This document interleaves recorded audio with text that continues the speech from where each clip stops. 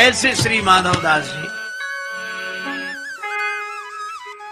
नित्य शाम को समुद्र किनारे घूमने जाते। अच्छा, भगवान श्री कृष्ण भी बड़े विलक्षण, उनका सख्य भाव, तो सखा बनकर श्याम सुंदर प्रकट हो जाते और माधवदास जी से बड़ी बातें करते। एक दिन भगवान श्री कृष्ण आए, माधवदास जी ने देखा तो भगवान बड़े उदास, बहुत उदास। माधवदास जी ने कहा, क्या हुआ, उदास क्यों है?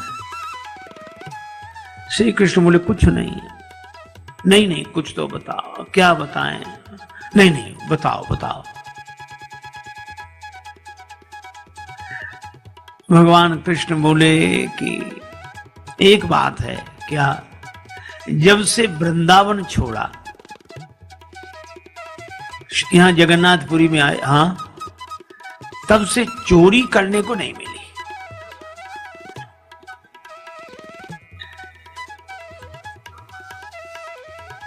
माधवदास जी बोले, अरे बचपन की बातें छोड़ो, अब तो यहाँ। भगवान बोले, सो तो ठीक है, लेकिन जिसकी जो आदत पड़ी हो। बहुत कहा माधवदास जी ने, बोले नहीं, चोरी की तो खैर, अब क्या।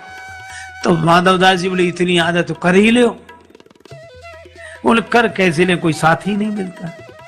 वृंदावन में तो तमाम सखा थे, यहां कोई सखा ही नहीं है, एक तुम ही हो। माधवदास जी बोले, महाराज हम, हाँ चलो। माधवदास जी बोले, कहां? बोले, चोरी करने चलो। माधवदास जी बोले, महाराज जिंदगी भर भजन करते रहे, हमें कोई चोरी करनी आती है क्या जो चोरी करे? भगवान ने कहा कि तुम मन बनाओ, चोरी करना तो हम सिखा देंगे ना। अच्छा, हाँ, और चोरी में तो थोड़ी फुर्ती रखनी चाहिए, बस, और क्या। अब भगवान ने समझा, माधवदास मान गए कि चलो तुम्हारे साथ चोरी करेंगे, पर चलना कहां, सो बताओ। भगवान ने कहा कि ये जगन्नाथपुरी का राजा के बगीचे में बड़े सुंदर कटहल के फल लगे हैं और ये भेजते ही नहीं है। माधवदास जी बोले, तो चोरी करने की क्या जरूरत, राजा साहब तो हमारे शिष्य हैं, कल हम जाकर उनसे कहेंगे और आपके लिए कटहल ले आएंगे। भगवान बोले, नहीं ऐसे नहीं, मजा तो चुराने में ही आता है। अच्छा चलो, गए राजा के बाग में। अब माधवदास जी और भगवान कृष्ण। अब भगवान बोले, धीरे धीरे बोलना, ठीक। अब माधवदास जी को तो कोई अभ्यास था नहीं, तो जैसे ये कटहल के पेड़ के पास पहुंचे, भगवान बोले, ऊपर चढ़ जाओ, तुम ऊपर से कटहल गिराना, नीचे हम ले लेंगे। अब माधवदास जी जोर से बोलने लगे, कन्हैया किस पेड़ पे चढ़े, इस पे चढ़े कि इस पे? सो बगीचे के माली ने सुना, बोले, मैं बताता हूं किस पे चढ़ो, अभी आया। भगवान ले गए छिपा कर, तुमसे पहले ही कही थी धीरे धीरे बोलना चाहिए चोरी में। अच्छा ठीक।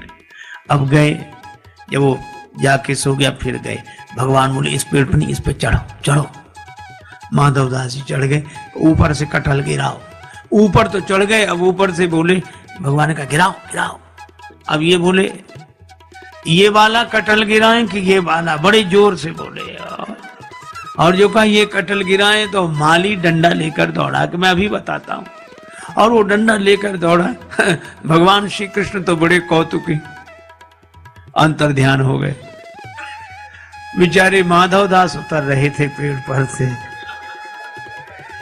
कटहल गिरा दिया था। अब महात्माओं के तो कपड़े और रहन से तो कहीं वृक्ष में उलझ जाए, कहीं तो जैसे उतरे पकड़ लिए गए। सो माली ने रात को ही उनको अंधेरे में 2 डंडे लगाए और हाथ बांध दिए, बंधे रहो, सवेरे राजा के पास ले चलूंगा। अब माधवदास इधर उधर देखें तो माली ने कहा, क्या देख रहे हो? बोले, कुछ नहीं। और मन में सोचे कि दूसरे कहां गए जो ले आए थे हमें, हमको फंसा दिया, खुद का पता नहीं है। रात भर बंधे रहे। सवेरे माली ने कहा, चलो राजा साहब के पास। सो हाथ बांधे और माधवदास जी को ले जाए। माधवदास जी चलो। रास्ते में राजा साहब मिले। राजा साहब घूमने आ रहे थे, उन्होंने देखा कि हमारे गुरुजी को माली क्यों बांधे, तो छड़ी लेकर माली को मारने दौड़े, इनको क्यों बांधा? तो माधवदास जी बोले इससे कुछ मत कहो। क्यों? बोले जब ऐसे बंधने के काम करेंगे तो बंधेंगे ही, तो आपने क्या किया ऐसा? माधवदास जी बोले चोरी। आपने चोरी? हाँ। कैसे?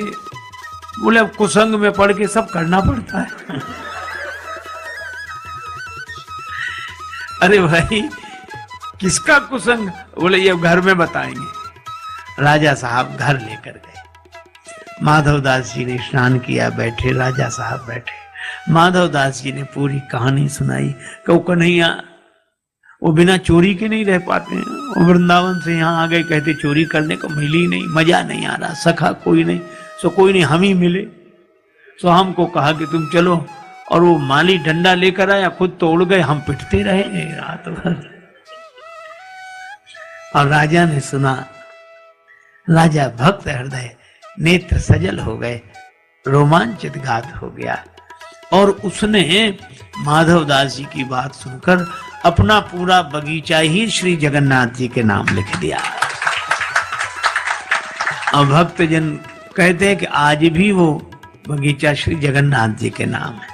तो भगवान ऐसे विलक्षण हैं कि सारे नियम एक तरफ रख के उनको चोरी में ही आनंद। शाम को माधवदास जी वो लिखा पढ़ी का कागज लेकर आए, समुद्र किनारे से भगवान फिर प्रकट, और भगवान कृष्ण मुस्कुराकर बोले, और संत जी रात कैसी कटी?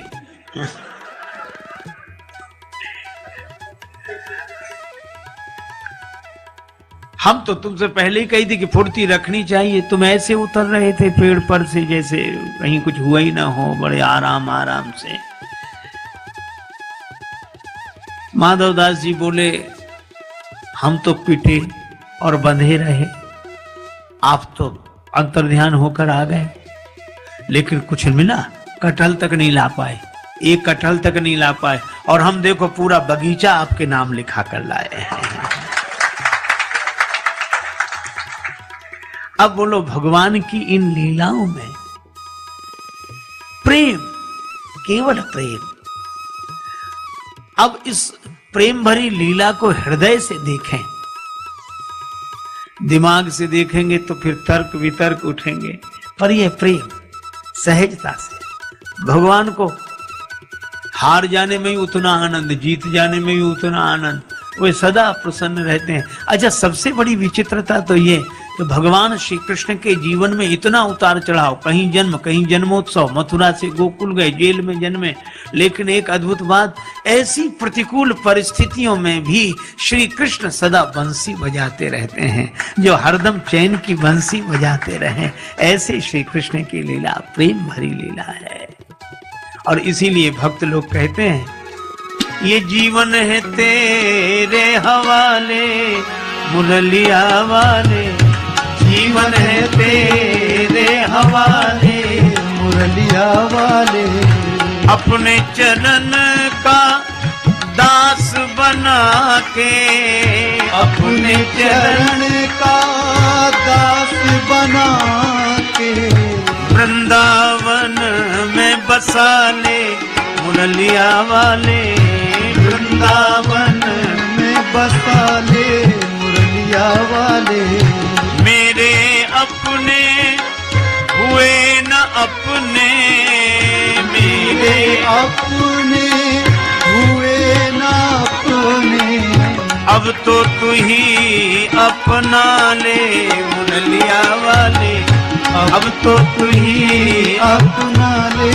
मुरलिया वाले, हम कठपुतली तेरे हाथ की, हम कठपुतली तेरे हाथ की, जैसे भी चाहे नचा ले मुरलिया वाले, जैसे भी चाहे नचा ले मुरलिया वाले, हम तो तेरे अधर की मुरली, हम तो तेरे चाहे बजा ले मुरलिया वाले, जैसे भी चाहे बजा ले मुरलिया वाले। जनराजेश की अरज यही है, जनराजेश की अरज यही है, कर गए कंठ लगा ले मुरलिया वाले, कर गए कंठ लगा ले मुरलिया वाले। जीवन है तेरे हवाले मुरलिया वाले। राम जी की लीला और कथा